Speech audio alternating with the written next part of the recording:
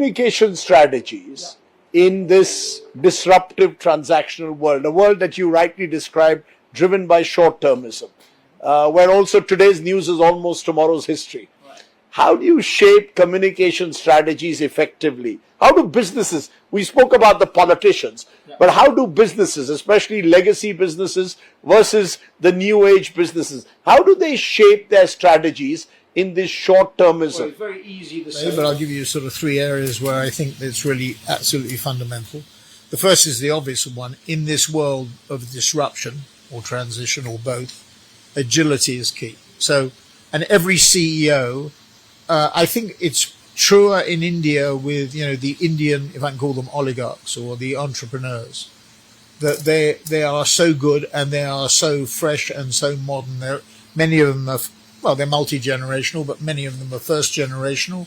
So they haven't had the, they're not legacy companies that have to shift. So agility comes naturally to them. And now they're being agile, not just on an Indian stage, and not just on a regional stage, but on a global one. So that's one thing. The second thing is companies have to exert more influence on their marketing. They have to take back control. After 2008, the tendency was, CFOs were in control of companies. Let's move stuff out to outsource to suppliers, to consultants or agents or whatever. In a digital world of highly personalized communication, you have to bring it in.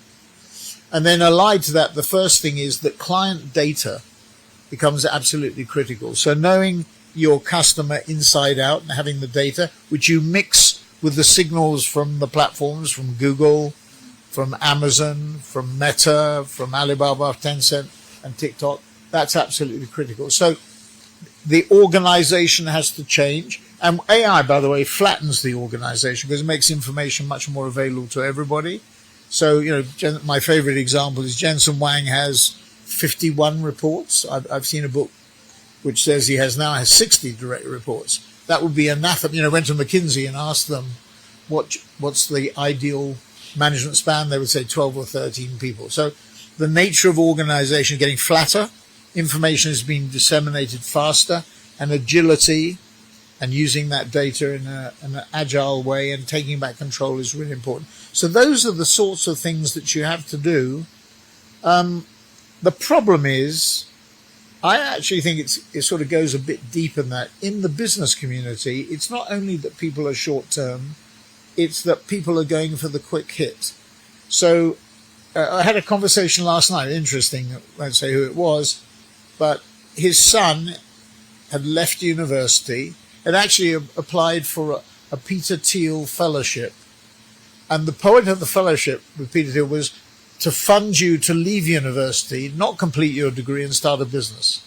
And this guy had started a venture fund, been very successful, and has built up a successful portfolio, but had done a lot of the, late 20s, early 30s, had made a lot of entries and exits. So building a business over the long term has been replaced, in my view, by much more agility and much more volatility. So maybe it's a sign of the times. Maybe the pace of geographical and technological change is so great that building business for the long term is for a mug's game.